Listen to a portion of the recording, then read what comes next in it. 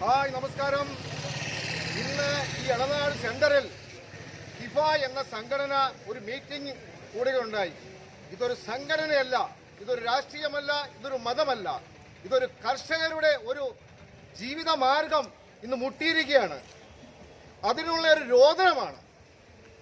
അപ്പൊ അതുകൊണ്ട് എല്ലാ ജനങ്ങളെയും തീറ്റിപ്പോറ്റുന്നത് ഈ കർഷകരാണ്. സൈന്യത്തെയും നാട്ടുകാരെയും വീട്ടുകാരെയും എല്ലാവരെയും തീറ്റിപ്പോറ്റുന്ന ഈ കർഷകരാണ്. ആ കർഷകരുടെ രോദനം ഈ ഗവൺമെന്റ് കേൾക്കണം. അവരുടെ ഇവരില്ലെങ്കിൽ ഒന്നുമില്ല. ഇവർ കൃഷിയിൽ നിന്ന് മാറിക്കൊണ്ടിരിക്കുകയാണ്. കൃഷിയിടങ്ങളെല്ലാം കാടായിക്കൊണ്ടിരിക്കുകയാണ്. ഈ കാടിനെ സംരക്ഷിക്കാൻ, ഈ കൃഷിക്കാരെ സംരക്ഷിക്കാൻ, ഇവരുടെ രോദനം കേൾക്കാൻ ഭാരവാഹികളും സർക്കാരും വരണം. ഇവരെ സംരക്ഷിക്കണം എന്ന് അഭ്യർത്ഥിക്കുന്നു. നമസ്കാരം.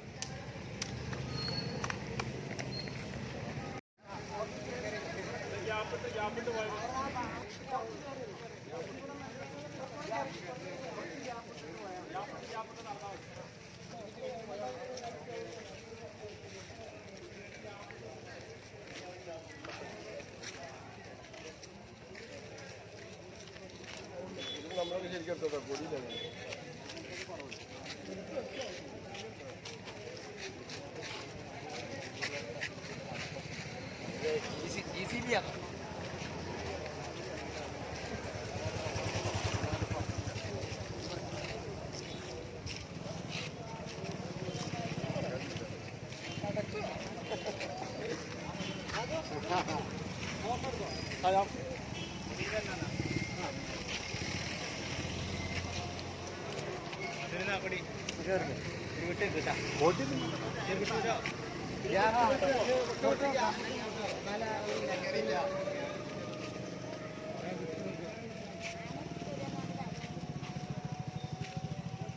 പന്ത്രണ്ട് പെണ്ണുണ്ട്.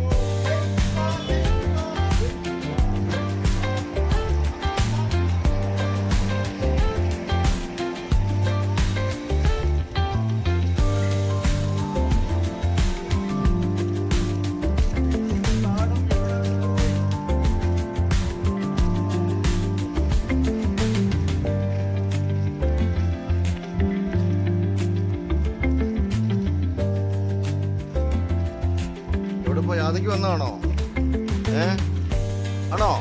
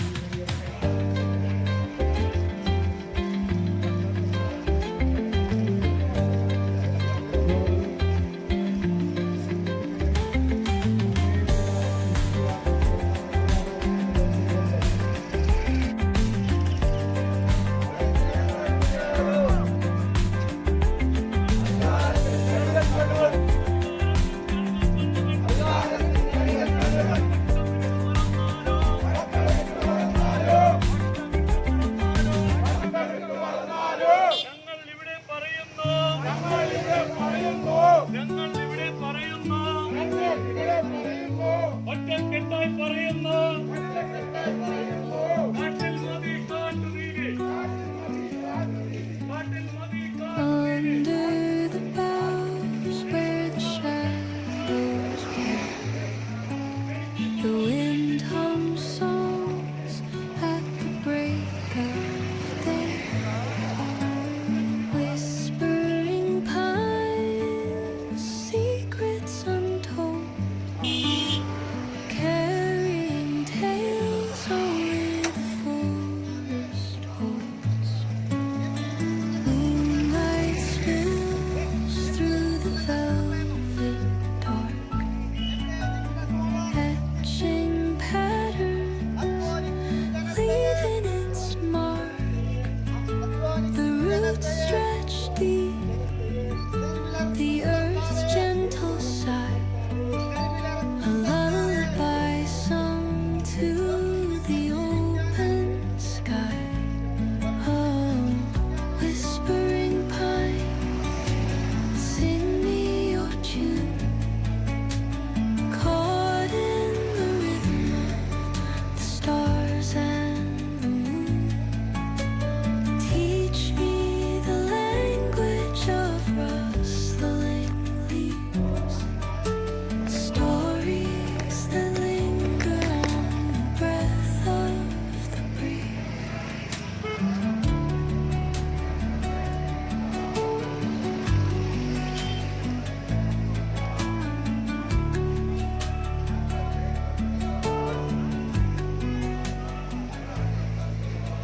The dawn paints gold on the mountain's crown, while rivers whisper truth as they flow down.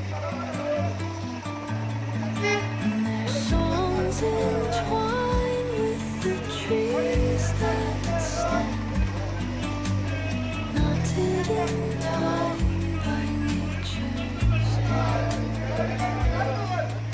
Each echoing step on the forest floor opens a world through ഇവിടെ പറയുന്നു silence alive, yet brimming with sound. In the arms of solitude, I am found. Oh, whispering pines, sing me your tune, caught in the rhythm, the stars and the moon.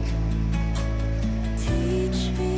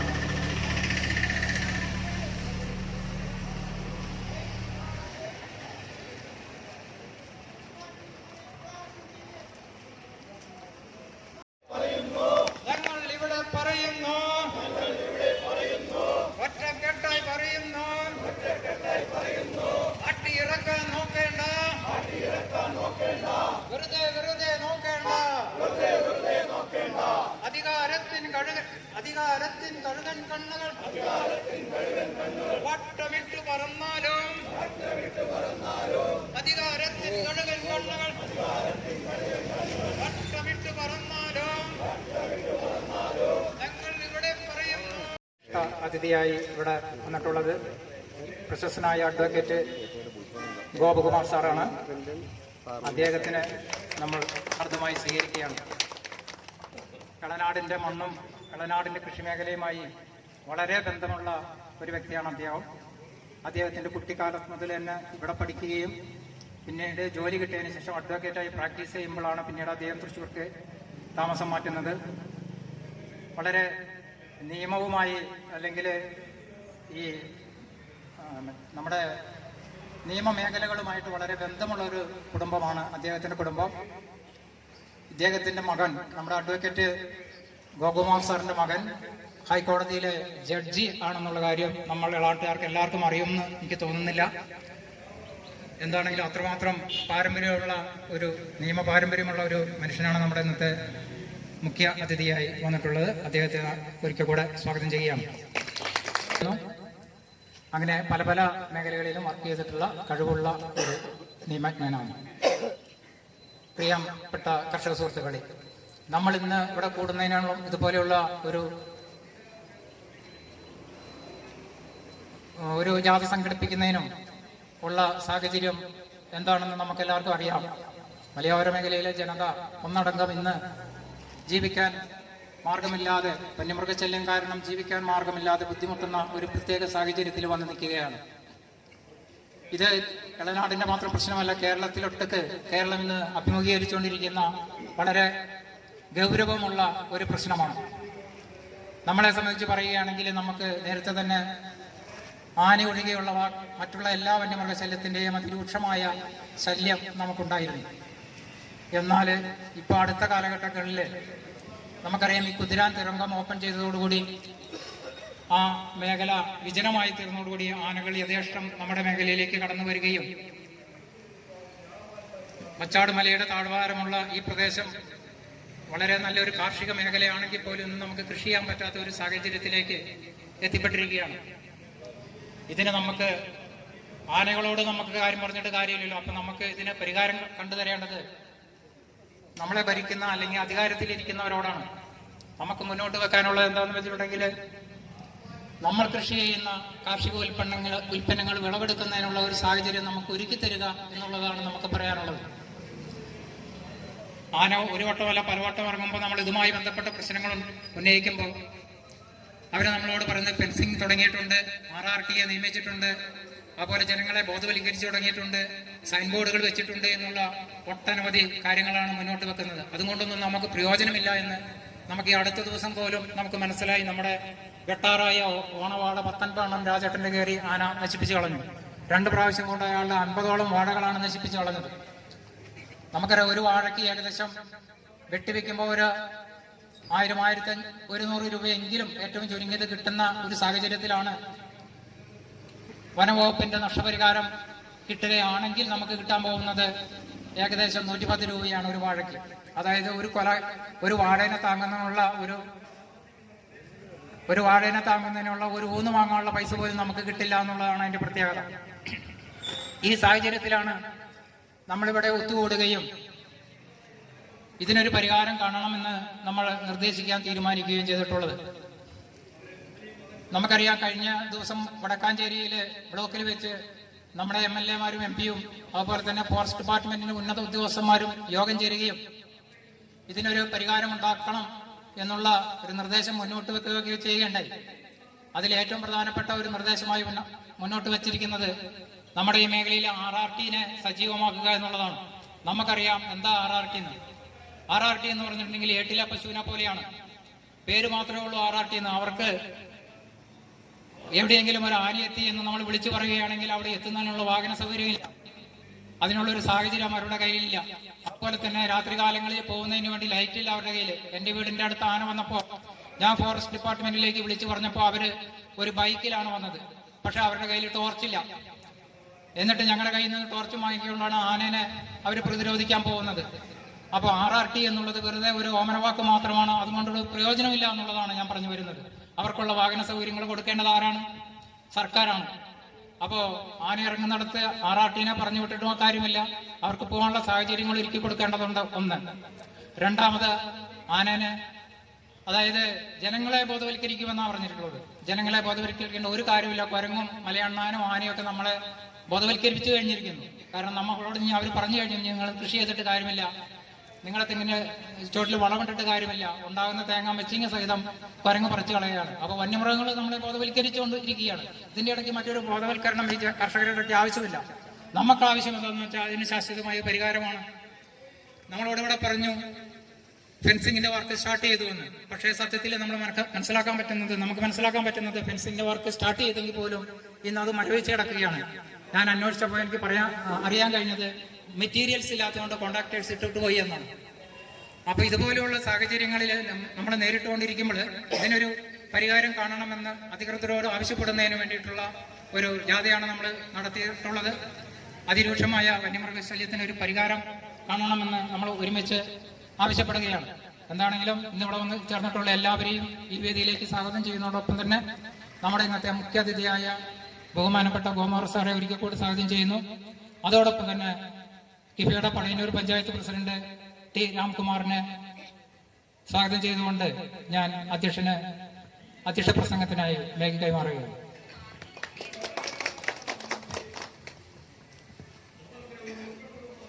ബഹുമാനപ്പെട്ട പ്രിയ സഹോദരന്മാരെ, trade union സുഹൃത്തുക്കളെ, വ്യാപാരി സുഹൃത്തുക്കളെ, ഇത് കേൾക്കുകയും കാണുന്ന സഹോദരന്മാരെ, എളനാടിന്റെ മണ്ണില് കിഫ ഇത് മൂന്നാമത്തെ പ്രാവശ്യമാണ് ഒരിക്കലൊരു ജില്ലാ സമ്മേളനം നടത്തി തൊട്ടപ്പുറത്തെ ഗ്രൗണ്ടിൽ വെച്ച്.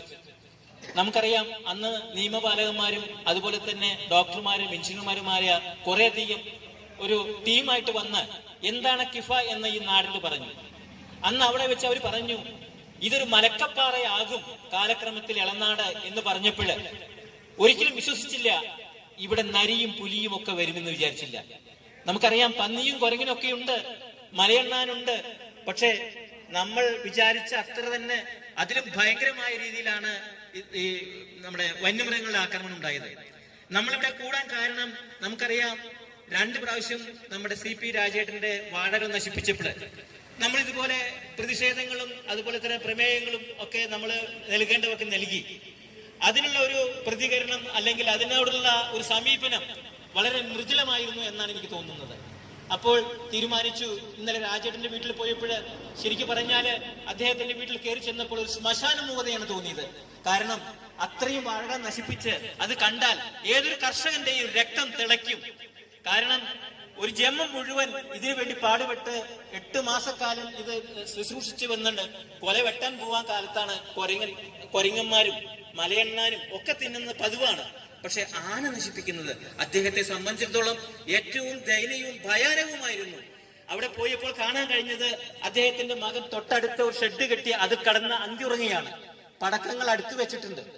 ആ ഷെഡിൽ അന്തിയുറങ്ങുന്ന ആ യുവാവിനെ കണ്ടപ്പോൾ ഞാൻ പറഞ്ഞു, വാഴ നമുക്കിനിയും വെക്കാം, നിന്റെ ജീവൻ പോയാൽ എന്താ 10 ലക്ഷം രൂപ കിട്ടില്ലേ? നിന്റെ തിരിച്ചു ചോദിക്കുക, 10 ലക്ഷം രൂപ തിരിച്ചു കിട്ടില്ലേ? 10 ലക്ഷമാണോ? നമ്മുടെ ജീവനല്ലേ വലുത്. അതുകൊണ്ട് ഇന്ന് ഈ 10 ലക്ഷം എന്ന് പറയാൻ ഇടവരുത്തിയത് ആരാണ്? ഈ കിഫ എന്ന സംഘടനയാണ്. നമ്മൾ പല സ്ഥലത്തും കണ്ടിട്ടുണ്ട്, പല രാഷ്ട്രീയ പാർട്ടികളും ബന്ദ് ആചരിച്ചിട്ടുണ്ട്. നമുക്കറിയാം, സ്കൂളുകൾക്ക് ഒരു അവധി കൊടുത്തിട്ടുണ്ട്, വന്യശല്യത്താല് രാഷ്ട്രീയ പാർട്ടികൾ ഏറ്റെടുത്തിട്ടുണ്ട്. പക്ഷേ കേരളം എന്ന് പാലം കുലുങ്ങില്ല എന്ന് പറയും പോലെ ഒരു രാഷ്ട്രീയക്കാരും നമ്മളെ സഹായിക്കാനില്ല. ഇടതായാലും വേണ്ടില്ല, വലതായാലും വേണ്ടില്ല, ഇനി കേന്ദ്രം ഭരിക്കുന്ന BJP സർക്കാരായാലും വേണ്ടില്ല. കർഷകന്റെ പേരുകൾ പറയുമ്പോൾ അവർക്ക് ഒന്നും പറയാനില്ല, കുറച്ച് കണ്ണീർ മാത്രം തരാനുണ്ട്. ആ കണ്ണീരല്ല ഞങ്ങൾക്ക് ആവശ്യം. ഞങ്ങൾ ഈ നാട്ടിലെ പൗരന്മാരാണ്, കർഷകനും ഈ നാട്ടിലെ പൗരനാണ്. അവന്റെ അവകാശങ്ങൾ ആർജവത്തോടെ പറയാനുള്ള, സധൈര്യം മുന്നോട്ട് വരാനുള്ള ചങ്കൂറ്റം ഞങ്ങൾ കിഫയിലൂടെ നേടി എന്ന് 3 വട്ടം പറയാൻ ആഗ്രഹിക്കുകയാണ്. യാതൊരു സംശയവും വേണ്ട, കർഷകനാണ്, അവന് വേർപ്പിന്റെ മണമുണ്ട്, അവൻ സാധാരണക്കാരനാണ് എന്ന് പറഞ്ഞുകൊണ്ട് തള്ളിക്കളയുന്ന ഒരു അവസ്ഥയാണ് നിലവിലുള്ളത്. എങ്കിൽ വരും കാലഘട്ടങ്ങളില് കർഷകന്റെ വോട്ട് കർഷകനെ എന്ന മുദ്രാവാക്യം മുഴക്കാൻ ധൈര്യമുള്ള, തന്റെ ഇടമുള്ള കർഷകരാണ് ഇന്ന് ഞങ്ങളുടെ നാല് പുറത്ത് നിൽക്കുന്നത് എന്നുള്ളത് ഓർക്കണം. ഞാൻ അധികം നീട്ടി പറയുന്നില്ല. ഏതായാലും ഒരു കാര്യത്തിൽ സംശയമില്ല, ഞങ്ങൾ ഉണ്ടാക്കുന്ന ഉൽപ്പന്നങ്ങൾ ഇവിടെ തിന്ന് തടിച്ചു കൊഴുത്തത് ഇവിടുത്തെ കുരങ്ങും മലയണ്ണാനും അണ്ണാനും അന്നയും ആനയും ഒക്കെയാണ്, മാനൊക്കെയാണ്. നമുക്കറിയാം ഫെൻസിങ് കൊണ്ട് ഞങ്ങൾക്ക് ഫെൻസിങ് ചെയ്ത കർഷകരുണ്ട് ചിലവൊക്കെ. ഫെൻസിങ് ചെയ്യാന്ന് പറയുന്നത് നിസ്സാര ചെലവല്ല, അത് നല്ല ചെലവുണ്ട്. ഇവിടുത്തെ പാട്ടകൃഷിക്കാരാണ് ഭൂരിഭാഗം ആൾക്കാരും. ഇവർക്ക് ഫെൻസിങ് ചെയ്തുകൊണ്ട് ഒരു കൃഷി ചെയ്യാൻ സാധ്യമല്ല.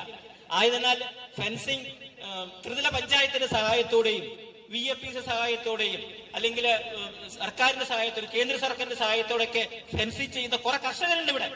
ആ കർഷകരുടെ ഉൽപ്പന്നങ്ങളാണ് നമ്മൾ ഇന്ന് ഭക്ഷിച്ചുകൊണ്ടിരിക്കുന്നത്. ഒരു കാലത്ത് ഇവിടുന്ന് സേലത്തേക്ക് കൊള്ളി കപ്പ എന്ന് പറയുന്ന സാധനം ടെണ്ണ് കണക്കിൽ ലോറിയിൽ കയറ്റിക്കുന്ന ഒരു കാലഘട്ടം ഉണ്ടായിരുന്നു. ഇന്ന് വൈകുന്നേരമായാൽ കപ്പ വരുന്നതും കാത്തു നിൽക്കുന്ന സഹോദരന്മാരെയാണ് നമുക്ക് നാലുപുറം കാണാനുള്ളത്. അത് മാത്രമല്ല, എല്ലാ ഉൽപ്പന്നങ്ങളും ഇവിടെ നമ്മൾ ഉണ്ടാക്കുന്ന ഉൽപ്പന്നങ്ങൾ 25-26 ലോറി ഒരു ദിവസം കയറ്റിപ്പോയ കണക്ക് ഞാൻ വെച്ചിട്ടുണ്ട്. അന്ന് യൂണിയൻകാർക്ക് പണിയുണ്ടായിരുന്നു. അതുപോലെ തന്നെ നമുക്കറിയാം 2 VAPC സമിതികളുണ്ട്.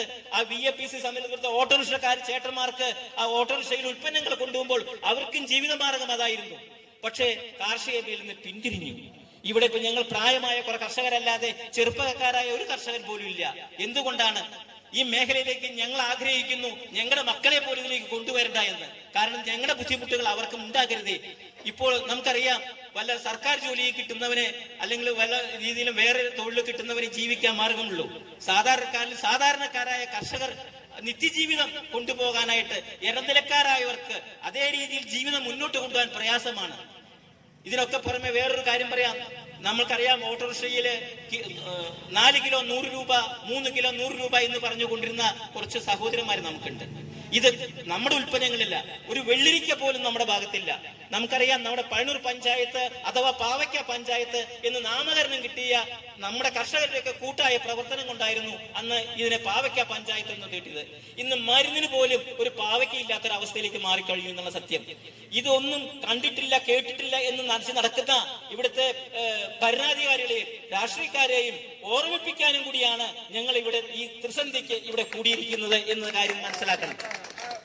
ഇനിയും ഞങ്ങൾ ഇതുപോലെ തന്നെ പ്രതിഷേധത്തിന്റെ ഞങ്ങൾ ഒരിക്കലും അനീതിയായി പ്രവർത്തിച്ചിട്ടില്ല.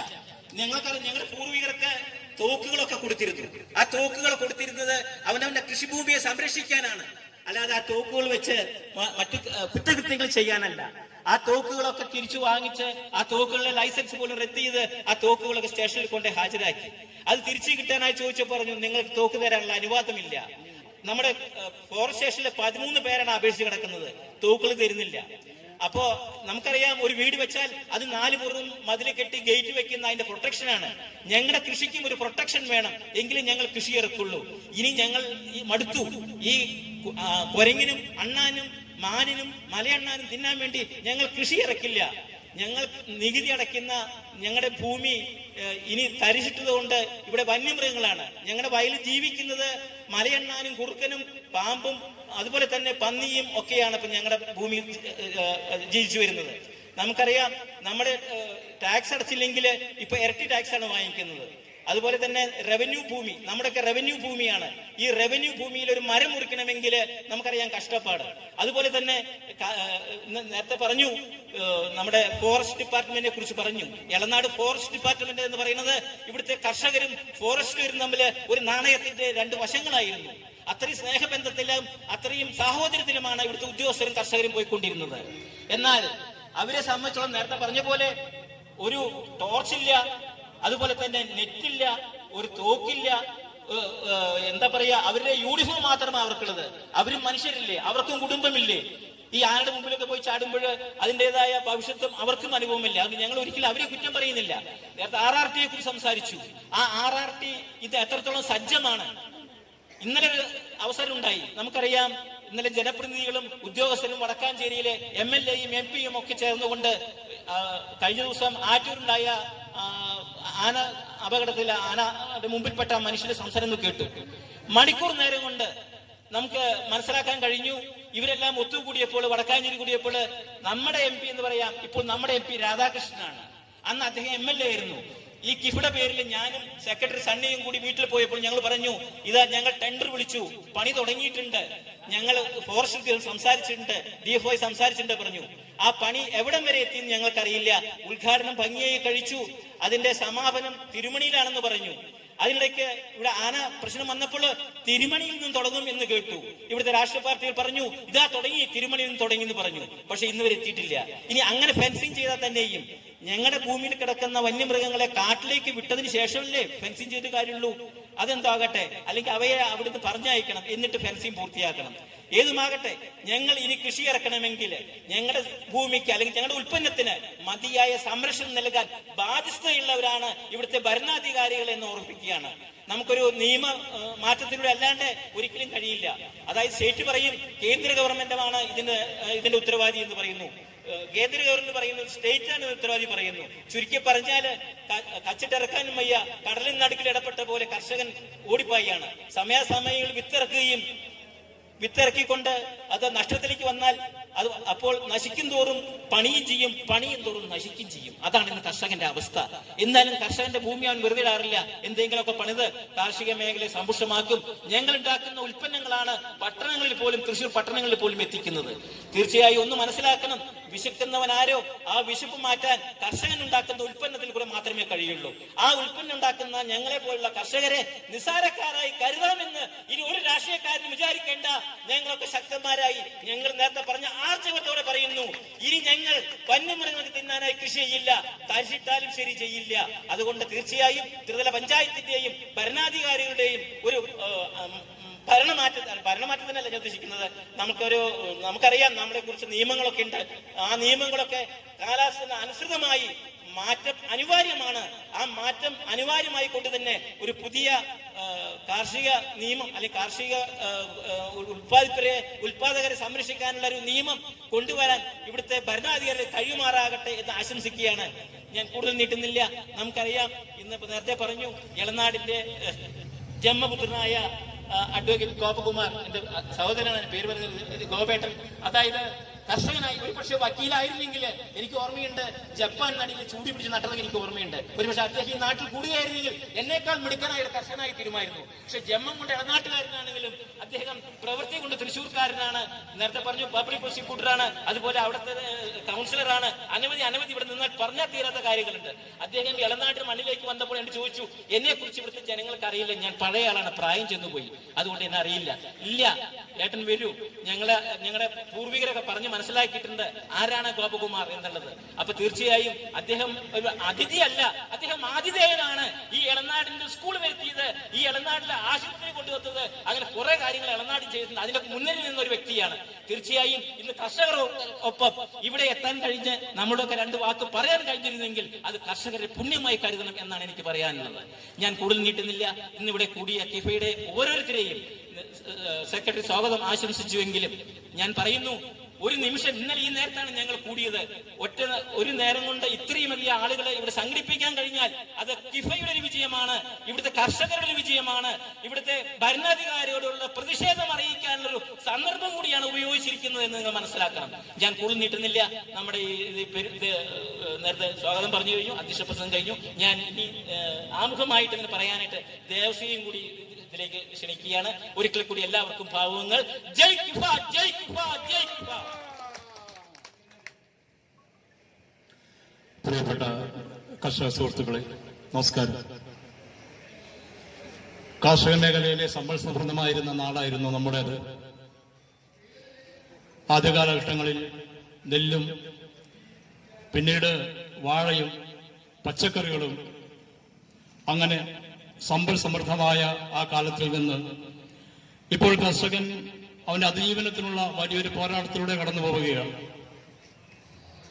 ആദ്യം പന്നിയും കാട്ടുപന്നിയും ഉള്ളൻ പന്നിയും പുറകെ മാനും ഇതിനെല്ലാം അതിജീവിച്ചു കഴിഞ്ഞപ്പോൾ പുറകെ മയില് വന്നു, അത് കഴിഞ്ഞപ്പോൾ കുരങ്ങ് വന്നു, ഇപ്പോൾ ആനയും വന്നു.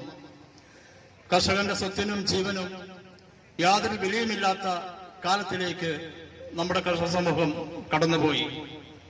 കൃഷി ഉപജീവനമായി സ്വീകരിക്കാൻ കഴിയാത്ത അവസ്ഥയിലേക്ക് നമ്മൾ എത്തിച്ചേർന്നു. മറ്റു തൊഴിലുകളില്ലാതെ ജീവിക്കാൻ കഴിയില്ല എന്ന ഘട്ടം വരുമ്പോൾ കർഷകരുടെ മക്കൾ മറ്റ് തൊഴിൽ മേഖലകൾ തേടിപ്പോകുന്ന കാഴ്ച ഇന്ന് നമുക്കിടയിൽ ധാരാളമാണ്. ഈ അവസ്ഥയിൽ നിന്ന് നമ്മുടെ കാർഷിക സമ്പന്നത തിരിച്ചു വരണമെങ്കിൽ, നമ്മുടെ നാട് പഴയതുപോലെ കാർഷിക സമൃദ്ധമാകണമെങ്കിൽ സുരക്ഷിതമായി കൃഷി ചെയ്യാനുള്ള ഒരു സാഹചര്യം നമുക്കുണ്ടാവേണ്ടിയിരിക്കുന്നു. നിർഭാഗ്യവശാൽ നമ്മുടെ ഭരണ സംവിധാനങ്ങളും നമ്മുടെ സിസ്റ്റങ്ങളും എല്ലാം ഇതിനെതിരാണ് എന്നാണ് നാം മനസ്സിലാക്കേണ്ടത്. ഈ വേളയിൽ കർഷകരുടെ കൂട്ടായ്മയുടെ പ്രതീകമായിട്ട് ഇന്ന് നടന്ന ഈ ജാഥ ഇതൊരു വലിയ മുന്നറിയിപ്പാണ്. ആനകളെ എത്രയും വേഗം പീച്ച് വനത്തിലേക്ക് മാറ്റാനുള്ള നടപടികൾ അടിയന്തരമായി സ്വീകരിക്കണമെന്ന് ആവശ്യപ്പെട്ടുകൊണ്ട് ഇവിടെ മുഖ്യാതിഥി എത്തിയിരിക്കുന്ന അഡ്വക്കേറ്റ് ശ്രീ ഗോപകുമാർ അവരുകളെ മുഖ്യപ്രഭാഷണം ക്ഷണിച്ചുകൊണ്ട് നിർത്തുന്നു. നമസ്കാരം.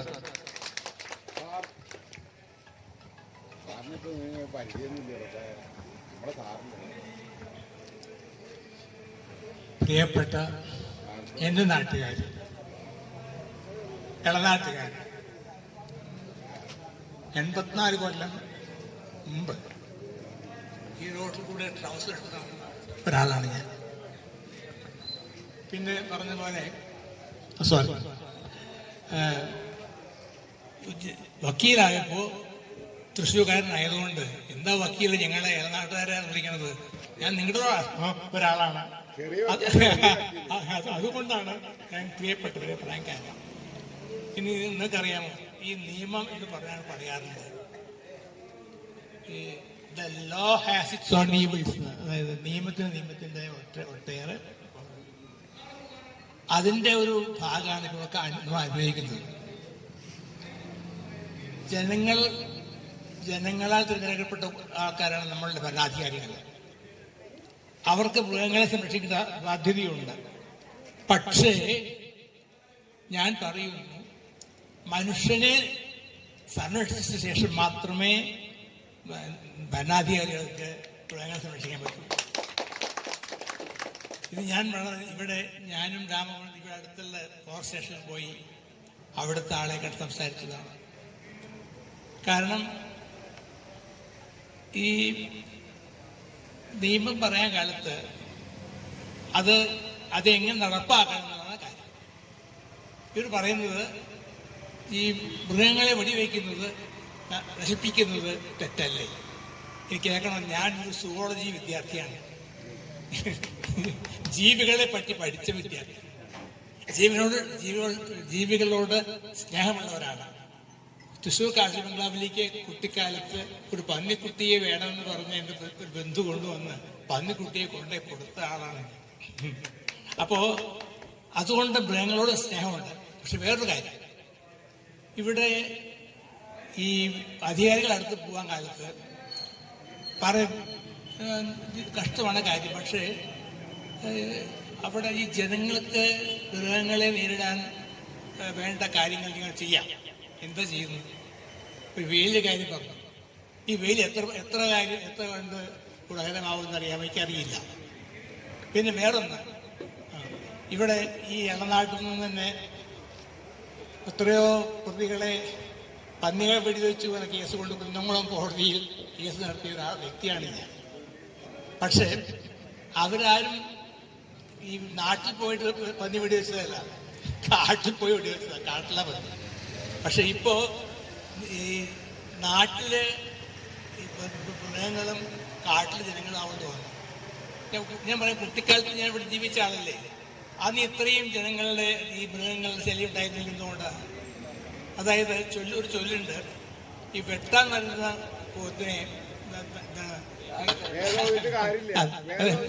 പറഞ്ഞ കാര്യമില്ല, ഇവിടെ ചെയ്യുന്ന അതാണ്. ഇപ്പൊ എൻ്റെ അടുത്ത് ഉള്ള പല ഈ ഉദ്യോഗസ്ഥരെ സംസാരിച്ചപ്പോൾ അവർ പറഞ്ഞുകൊണ്ട് വരാൻ കാലത്ത് എന്താ പറഞ്ഞത് അറിയണില്ല. അതാണ് മൃഗങ്ങളെ സംരക്ഷിക്കേണ്ടത് ഞങ്ങളുടെ മേലല്ലാതെ അതുപോലെ തന്നെ മനുഷ്യരെയും എന്ത് ചെയ്യണം, അവിടെയാണ് പ്രശ്നം. ഈ ഒരു കാര്യം, ഇവിടെ ഈ പറഞ്ഞ പോലെ ഈ മൃഗങ്ങളെ വധിക്കണമെങ്കിൽ അതിനുള്ള മൃഗങ്ങൾ വേണം. അന്ന് ഞങ്ങൾ ഫോറസ്റ്റ് ഓഫീസിൽ പോയി പറഞ്ഞു, ഞങ്ങൾ തോക്കുള്ള ആൾക്കാരെ ഏർപ്പാട് ചെയ്യുന്നുണ്ട്. ആ തോക്കുള്ള ആൾക്കാരെ വന്നു കഴിഞ്ഞാൽ പറഞ്ഞാൽ മതി, ഞങ്ങൾ വേണ്ടത് ചെയ്യാം എന്ന് പറഞ്ഞതാണ്. പക്ഷേ ഈ തോക്കുള്ള ചിനോ മാഷെ ക്ഷണിക്കുന്നു. ബഹുമാനപ്പെട്ട സഹോദരി സഹോദരന്മാരെ, വേദിയിലെ വിശിഷ്ടാതിഥികൾ, നമുക്കറിയാം നമ്മുടെ ഇളനാട്ടിലെ കർഷകരെല്ലാവരും തന്നെ വന്യമൃഗങ്ങളുടെ ആക്രമണം കൊണ്ട് വളരെയധികം പൊറുതിമുട്ടിയിരിക്കുകയാണ്. കൃഷി ചെയ്യാൻ പോലും പറ്റാത്ത ഒരു അവസ്ഥയിലാണ് എന്നുള്ളത് നമുക്ക് എല്ലാവർക്കും അറിയാം. ഏറ്റവും അവസാനമാണ് ആനയുടെ ശല്യം കൂടെ വന്നിട്ടുള്ളത്. എനിക്ക് ഒരു കാര്യമാണ് എല്ലാവരോടും പറയാനുള്ളത്, നമ്മളെ സംരക്ഷിക്കാൻ നമ്മൾ തന്നെയുള്ളൂ, വേറൊരാൾ നമ്മളെ സംരക്ഷിക്കാനായിട്ട് വരില്ല. എന്ന് പറഞ്ഞാൽ കർഷകരെ സംരക്ഷിക്കാൻ കർഷകർ തന്നെ എന്ത് ചെയ്യണം, മുന്നോട്ടിറങ്ങണം. നമ്മളുടെ ശക്തിയാണ്, കർഷക ശക്തിയാണ് ശരിക്ക് എല്ലാത്തിനും വലിയൊരു ശക്തിയായിട്ട് മാറേണ്ടത്. ഏറ്റവും വലിയ ശക്തിയായിട്ട് കേന്ദ്ര ഗവൺമെന്റിനെ പോലും മുട്ടുകുത്തിക്കാൻ ആർക്ക് സാധിക്കുന്നുണ്ട്? നോർത്ത് ഇന്ത്യയിലെ കർഷകർക്ക് സാധിക്കുന്നുണ്ട്. അവരുടെ കർഷക പ്രക്ഷോഭങ്ങൾ നമ്മൾ കണ്ടിട്ടുണ്ട്. നമ്മളുടെ കാര്യങ്ങൾക്ക് വേണ്ടി നമ്മൾക്ക് ശബ്ദിക്കാൻ കഴിയുമെങ്കിൽ ഭരണാധികാരികൾ നമ്മളുടെ ശബ്ദം കേൾക്കും. അല്ലാത്തടത്തോളം കാലം അവർ കേൾക്കില്ല, കേട്ടതായി ഭാവിക്കുകയില്ല. അപ്പൊ ഇനിയും കർഷകന്റെ ശബ്ദം ഈ ഇളനാട്ടിൽ ഇനിയും എന്ത് ചെയ്യട്ടെ, ഉയരട്ടെ എന്ന് മാത്രമാണ് ഈ അവസരത്തിൽ പറയുന്നത്. ഞാൻ എൻ്റെ കർത്തവ്യത്തിലേക്ക് കടക്കുകയാണ്. ഇന്ന് ഈ കിഫയുടെ ആഭിമുഖ്യത്തിൽ ഇത്രയും വലിയൊരു കർഷക റാലി നമുക്ക് സംഘടിപ്പിക്കാനായിട്ട് കഴിഞ്ഞു. ഈ യോഗത്തിന് സ്വാഗതം പറഞ്ഞ സണ്ണി ജെ, അതുപോലെ തന്നെ അധ്യക്ഷത വഹിച്ച ടി രാംകുമാർ, അതുപോലെ ഇന്ന് മുഖ്യ പ്രഭാഷകനായിട്ട് നമ്മൾ മുഖ്യാതിഥിയുമായിട്ട് എല്ലാ തിരക്കുകളുടെ ഇടയിലും ഈ വയസ്സാം കാലത്ത് പോലും ഇവിടെ ഓടിയെത്തിയ അഡ്വക്കേറ്റ് ഗോപകുമാർ, അതുപോലെ തന്നെ സണ്ണിയച്ചൻ, അതിനേക്കാൾ ഉപരിയായിട്ട് ഈ നമ്മളുടെ കർഷക സുഹൃത്തുക്കൾ, കിഫയുടെ മെമ്പർമാര് അല്ലാത്തവര്, കർഷക സുഹൃത്തുക്കൾ എല്ലാവരും ഇത് വലിയൊരു വമ്പിച്ച വിജയമാക്കാനായിട്ടാണ് പരിശ്രമിച്ചത്. എല്ലാവർക്കും നന്ദിയുടെ പൂച്ചെണ്ടുകൾ അർപ്പിക്കുകയാണ്. ഇനിയും നമ്മൾ കരുത്തോടുകൂടി മുന്നോട്ട് എന്ത് ചെയ്യണം, നമ്മുടെ ഓരോ സ്റ്റെപ്പുകളും മുന്നോട്ട് വെക്കണം. ഒരിക്കൽ കൂടി നന്ദി പറഞ്ഞുകൊണ്ട് വാക്കുകൾ അവസാനിപ്പിക്കുന്നു. നന്ദി, നമസ്കാരം.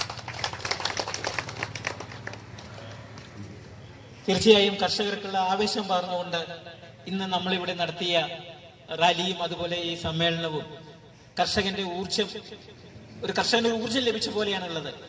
നമുക്കറിയാം, വോട്ടിന്റെ സമയത്ത്, വോട്ട് വരുന്ന സമയത്ത് പ്രിയ കർഷകരെ, പ്രിയ കർഷക തൊഴിലാളികളെ എന്നൊക്കെ പറഞ്ഞു വരുന്ന പലരെയും നമുക്ക് കണ്ടിട്ടുണ്ട്. എന്നാൽ ഇനി ആ നിലയ്ക്ക് തന്നെ കർഷകരും ഒറ്റക്കെട്ടായി മുന്നേറും എന്ന ഒരു ആപ്തവാക്യമാണ് നമുക്ക് ലഭിച്ചിരിക്കുന്നത്.